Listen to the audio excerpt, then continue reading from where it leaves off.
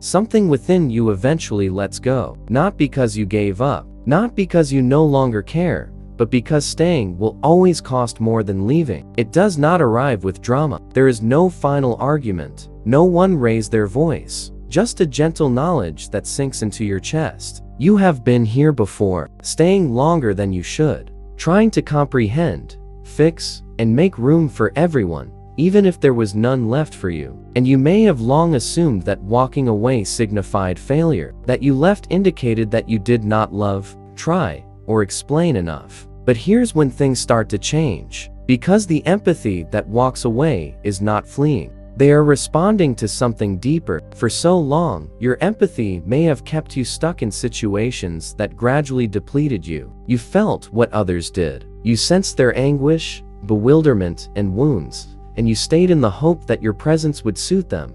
However, the cost was quiet and cumulative. You began to feel exhausted in ways that slumber did not alleviate. You replayed discussions in your memory, wondering what you had missed. You felt responsible for emotions that were not your own, and yet you remained. This is the part no one discusses. Empathy do not give up easily. They walk away after trying everything else, after explaining, adapting, and forgiving repeatedly. So when you finally feel compelled to take a step back, it does not come out of nowhere. It is earned. At first, the thought of leaving feels weighty. You may mistrust yourself. Consider whether you are being overly sensitive, harsh, or too much. But beneath the skepticism lies a deepening awareness. Something inside you understands that remaining no longer makes sense. Jung thought that ignoring subliminal messages resulted in tiredness, anxiety, or inner conflict. And perhaps the tension you're feeling isn't confusion at all. Clarity is trying to surface.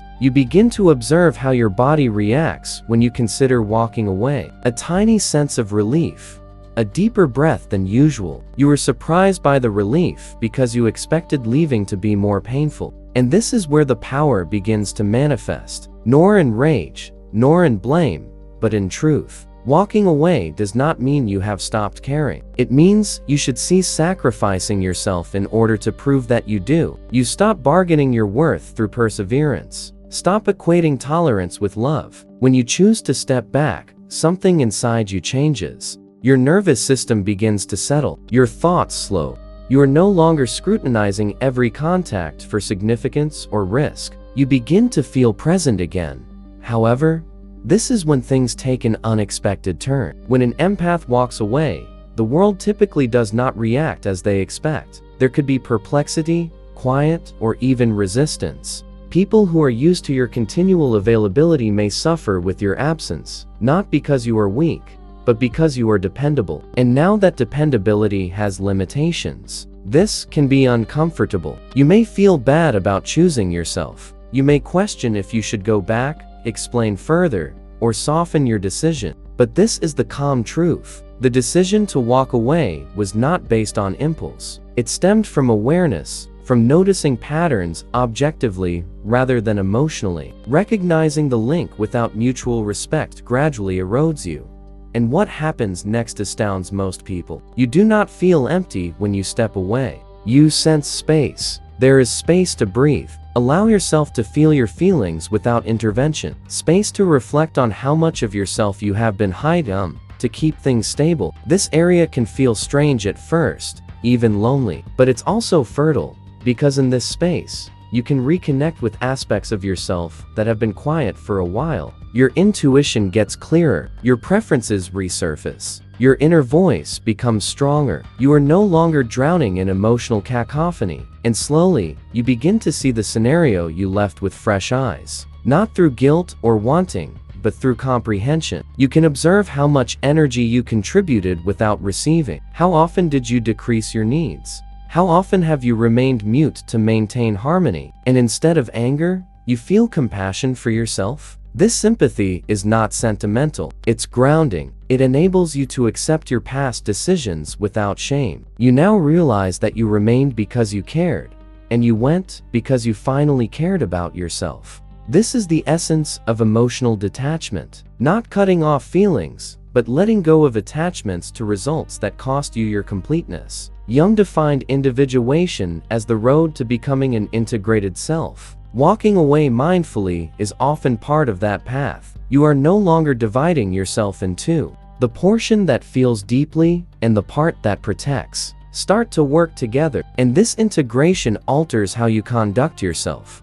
You say less, but more honestly. You listen more, yet you don't take in everything. You express empathy without disappearing into it. Your presence gets quieter but more powerful. Others interpret the difference as resolution rather than rejection. This is why empaths who move away are frequently misinterpreted. From the outside, it can appear detached, indifferent, or distant. Inside, however, there is alignment. You are no longer imposing connections where they do not naturally occur. You are no longer shrinking to fit into emotional areas that cannot accommodate you. And this alignment gives a type of peace that does not require explanation. But the shift does not end there, because walking away is more than just leaving something behind. What you walk toward is important, and this is when the most profound power arises. As the distance narrows, something unexpected occurs. The urgency dissipates, not all at once, but consistently. You are no longer held back by the need to check,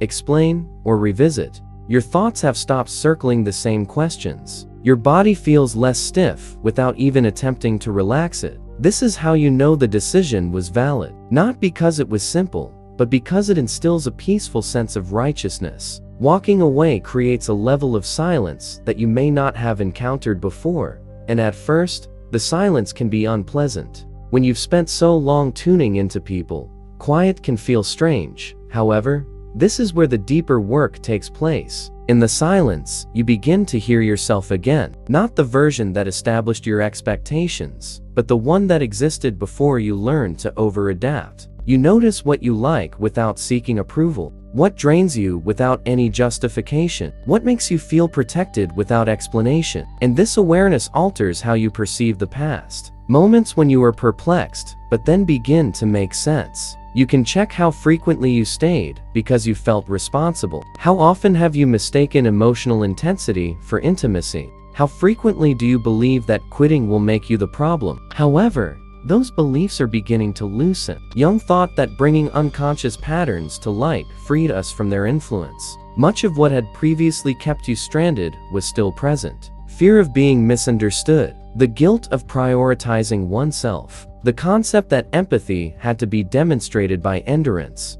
As these patterns emerge, they soften. You do not need to fight them, you just see them vividly. And with clarity comes choice. You come to see that stepping away was not an act of separation. It was an act of integration. You stopped dividing yourself between how you felt and what you permitted yourself to require. This is where the empath's true power manifests itself, not via dominance or control, but through self-trust. You're now confident in your time. You believe your intuition without overanalyzing it. You believe that if anything requires you to disappear to survive, it is not aligned. And this trust emerges subtly in your encounters. You are no longer overstepping your boundaries. You do not practice discussions in advance. You do not feel driven to make yourself more acceptable. You turn up just as you are. This affects how people react to you. Some people feel calmer in your company. Others are uncomfortable without knowing why. You are no longer emotionally available by default. Your empathy is now structured. Your kindness has purpose. You donate when the feeling is mutual. When it does not work, you take a step back, and you make no apologies for either. This does not bring you close. It makes you understand. There's one time in this phase that's easy to overlook. You realize you are no longer waiting for someone to return altered. You are no longer envisioning alternative endings. You are no longer preserving emotional space for something that has already passed. You're here, and it feels solid. This firmness isn't overly dramatic. It does not make an announcement, but it is easy to recognize. You feel less reactive and less drawn into the emotional undercurrents that earlier dominated you. You can listen without absorbing care and not collapse. This is the physical manifestation of emotional maturity, and with it, a new relationship to connection. You no longer seek intensity as evidence of depth. You value stability, consistency, and respect. You let connections develop naturally rather than forcing closeness. And if something doesn't meet you there, don't pursue it. You let it be. This is why empaths who move away are frequently regarded as powerful. They haven't toughened, but rather stopped arguing their inner reality. They no longer need to convince. They no longer have to be chosen at the expense of themselves. They pick themselves first, and from there, the relationship becomes clearer. You attract people who meet you without requiring self-erasure, who respect your boundaries without questioning them, and who do not rely on you to carry their emotional weight. And if those connections are minimal, that's fine, since they feel authentic. There is a deep calm that comes from not feeling compelled to belong, from knowing that your presence is sufficient even when things are quiet. And this peace alters how you navigate the world. You stroll slowly. You take a deeper listen. You respond with intention. You are no longer in a hurry to be understood. You understand yourself. This is the last shift. When an empath walks away intentionally, they retain their softness. They secure it. They do not cease feeling.